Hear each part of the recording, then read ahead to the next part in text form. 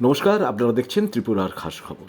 আজকের এই ভিডিওতে মুখ্যমন্ত্রী ডক্টর মানিক সাহা আজ বিভিন্ন উন্নয়নমূলক কর্মসূচি নিয়ে রেল যোগে উত্তর ত্রিপুরা জেলার গিয়েছিলেন। এভাবেই তিনি পার্সিনগর স্টেশনে পৌঁছে যান।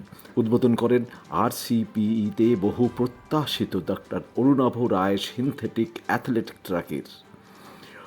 মুখ্যমন্ত্রী এই ট্র্যাক উদ্বোধনের পাশাপাশি ত্রিপুরার খেলাধুলার উন্নয়ন নিয়ে আলোকপাত করলেন।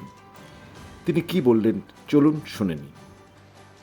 আমরা তখন ট্র্যাক কিন্তু আমরা ছিল না আমাদের হাতে। কলেজে RCCর মধ্যে একটা ছোট পুকুরের পাড়ে আমরা দৌড়তাম, কোনো ট্র্যাক পেতাম না, কোথাও ট্র্যাক নেই। নিজের হাতে এখন যেটা MBB স্টেডিয়াম যেটা আছে ওখানে নিচে, যেটা এখন ত্রিপুরা ক্রিকেট অ্যাসোসিয়েশনে, সেখানে আমরা নিজেরাই কোদাল দিয়ে 400 মিটার একটা ট্র্যাক বানিয়েছে। কোদাল দিয়ে দিয়ে মানে কোনো রকমে বানিয়েছে, সেখানে পাহাড় কেটে বলা যায়। তো সেই অবস্থার মধ্যে এখন উত্তরোত্তর এখন কিন্তু শ্রী বৃদ্ধি পাচ্ছে। এখানে একটা ট্র্যাক হচ্ছে। আমি এর জন্য বিশেষ করে মাননীয় মন্ত্রী মহোদয় টিঙ্কু রায় মহোদয়কে আমি ধন্যবাদ দেব, ডাইরেক্টর মহোদয়কে ধন্যবাদ দেব, যে ওনাদের প্রচেষ্টায় অনেক দিন বারবার আমাকে বলছিলেন এবং সেটা আলটিমেটলি সেটা ফলপ্রসূ হবে। খেলাধুলার রাজা যদি বলতে হয়, অ্যাথলেটিক্স হচ্ছে সর্বশ্রেষ্ঠ। ফুটবল আমরা বলি, কিন্তু অ্যাথলেটিক্সের যে এত বিভিন্ন তার খেলার যে ইভেন্টস, সেটা কিন্তু যে কোনো যায়। যখন অলিম্পিক হয়, সেই অলিম্পিকে কিন্তু অ্যাথলেটিক্সের দিকে আমরা তাকিয়ে থাকি।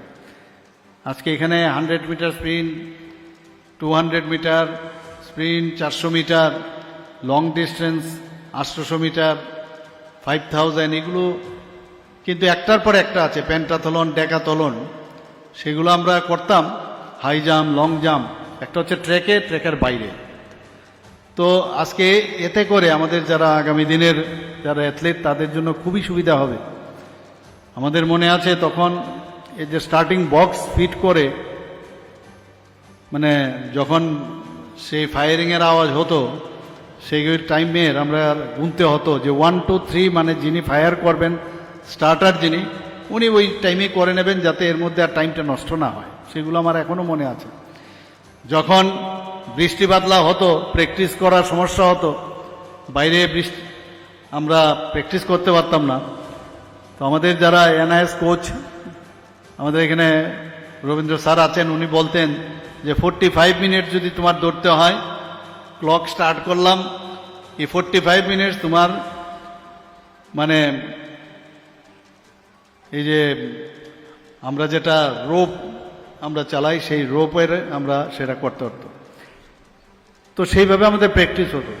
যখন হার্ডেল করতাম, মানসিক এবং শারীরিক দুটোর যে মিল যদি না থাকে, ভালো পারফরমেন্স করা যায় না। হার্ডেল যখন করতাম, তখন বলতো বা পাটা যখন দেবে, তখন ডান পাটা যখন আসবে, নিজেকে ভাববে you are just like horse, বা হরিণের মতো। এই যে মানুষের মানসিক যে তার অবস্থান, সেটা রাখলে তবেই গিয়ে, এবং তোমার যে শরীরটা টোটাল একদম পুরো হরাইজন্টাল থাকবে তোমার জমির সাথে, তখন গিয়ে অনেক কুইকও হয় মুভমেন্ট, এবং তার জন্য শ্যাডো প্র্যাকটিসও করতে হতো। এখনকার এই ভিডিও এই পর্যন্ত। আশা করি এই ভিডিও আপনাদের ভালো লাগবে এবং অবশ্যই আপনারা কমেন্টস বক্সে গিয়ে কমেন্টস করবেন, কি বলবেন তা আপনারা কমেন্টস বক্সে জানাবেন।